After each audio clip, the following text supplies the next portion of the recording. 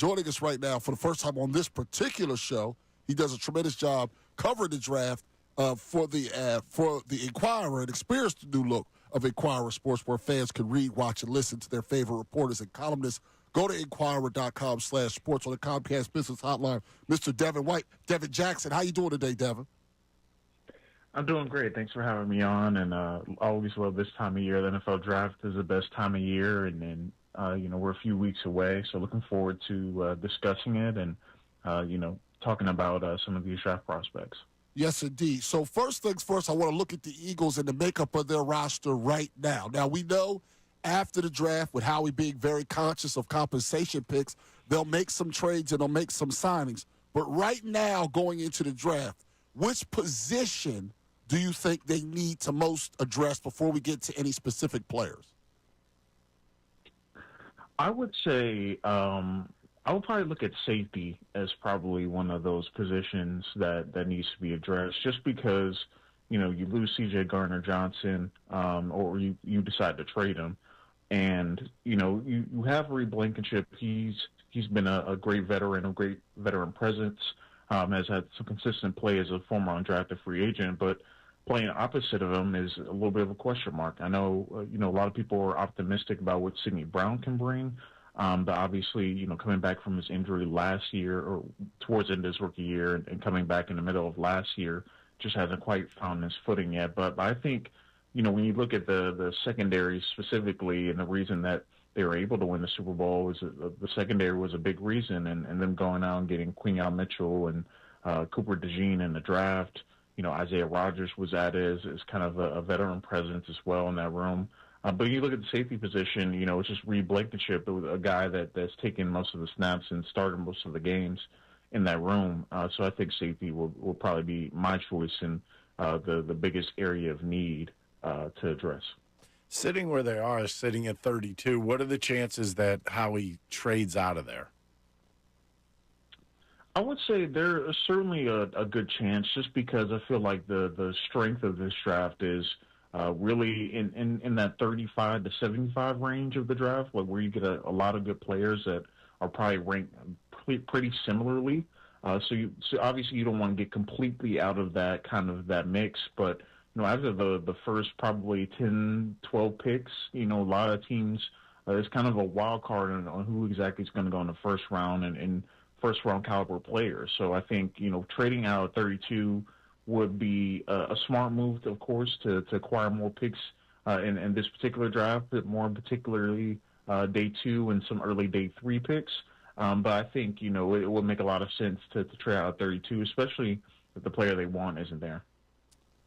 Also, I want to ask you about this. You have a breakdown, and people should go to Inquirer and read it. You've been doing these prospect trackers, and you talk about a lot of different players. And Mel Kiper also came out with a mock draft today that talks about, has the Eagles picking one of the guys you profile, and that's Josh Connerly Jr., the tackle from Oregon. If he was there, I have a couple questions. One, do you think he would be a decent fit, and do you think in the short term he could play guard before shifting over to tackle to maybe replace Lane Johnson long term?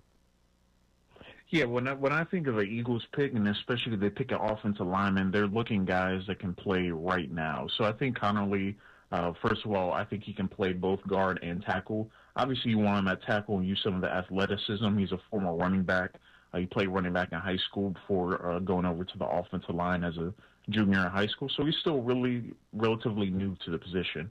And when he's only played about 4 or 5 years so far, including his time at Oregon. But I think he's a fit at 32. I will be pleased with the pick because I think he has a lot of upside, a lot of athleticism, a lot of potential. He went down at the Senior Bowl and had a really good week there. He had some really good testing numbers at the NFL Combine. He kind of matches all the thresholds you kind of look for in a future NFL tackle. And he has a chance to potentially learn, under Lane Johnson, Jordan Mailata, and he can compete to play at right guard. I think, when you're looking for a player that, can move in space, that can block this job, moving bodies in a running game, I think Connerly fits all those things that the Eagles would like an offensive lineman, and I think he's a potential fit for sure for what Philly likes to do, especially in the running game, and then his athleticism and ability to pass protect as a pass blocker. Where do you feel like the Eagles will get their edge rusher? I really think on day 2 is probably where they're going to get their edge rusher. I've kind of gone back and forth with it because there's going to be probably 1 or 2 guys that people expect to go a little bit earlier that don't. But I think when you look at the edge rusher class, I think there's a lot of guys you can get on day 2 that can make an impact immediately as well. I think this class in particular is about 10 to 12 names strong. You don't have to take a guy in the first round, especially, if the guy that you really want is off the board at 32. And I think you just get more bang for your buck from an edge rusher's perspective. A guy you get on day 2, I look at JT Tuimalu from Ohio State as a potential guy, Landon Jackson from Arkansas. I think those are 2 guys that are going to be around in the second round, and I think could be addressed. And maybe if the Eagles push to the third round, they got Jalix Hunt in the third round last year, and you saw what he was able to do in the Super Bowl. So I certainly think taking the edge rusher on day 2 would make a lot of sense, especially if you don't go there for round 1. We're speaking with Devin Jackson, does a tremendous job really doing great draft breakdowns for the Inquirer. I want to ask you about the tight end position because historically the Eagles have had really good ones in the recent memory. Going from barely from Chad Lewis forward, they've always had a good one. It appears that Goddard's on the way out. If they were to address it in the draft, what spot do you think makes sense? Because you already mentioned safety. We mentioned offensive tackle. We mentioned edge rusher. Where do you think it would make sense to address tight end, assuming Goddard's gone, which appears to be the case? I think it would be probably the perfect spot, in my opinion. The sweet spot would be trading back out of the first round and maybe that early second round area. Gotcha. In the late 30s, early 40s. I think that would make the most sense to take one if you're going to take one early. Mason Taylor from LSU, to me, makes the most sense in that particular range. But if you're not going to address it in the first 64 picks, I think you probably wait till the third round and maybe wait to one of your fourth round picks to make that decision. But I think there's a clear drop off after the first 3 or 4 tight ends. To me, obviously Tyler Warren from Penn State, Colston Loveland from Michigan are both guys that are probably going to go in the first round. But then afterwards, I think Elijah Arroyo from Miami, LSU's Mason Taylor are 2 guys that I think are going to go in that early second round area. And then after that, you can get kind of a guy that maybe he's not going to start this year, especially if you don't take one after round 2. If you take one in round 3 or round 4, you look at more of a developmental type of player, someone that can give you some receptions as a rookie, but probably won't take on the dominant role. So I'm looking at guys like Oregon's Terrence Ferguson as a potential guy, Gunnar Helm from Texas, who I know the Eagles met with at the Combine.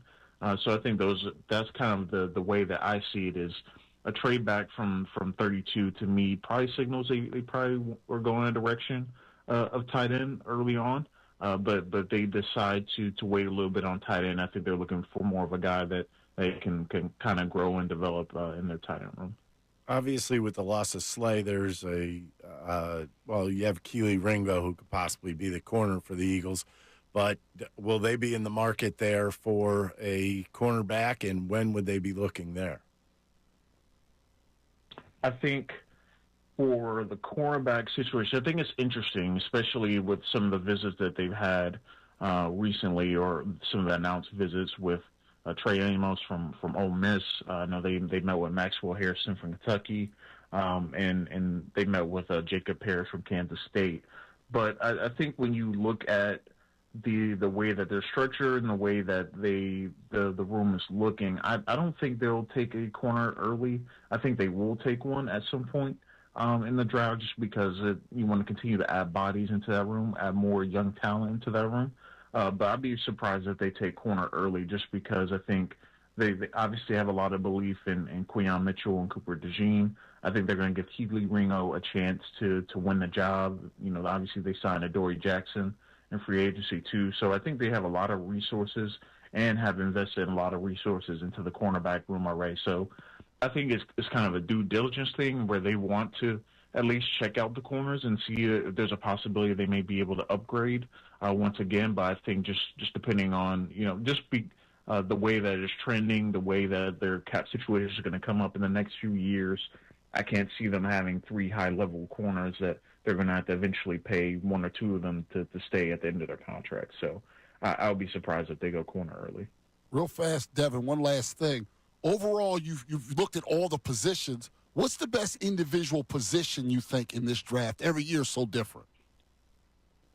I think this year's interior defensive line.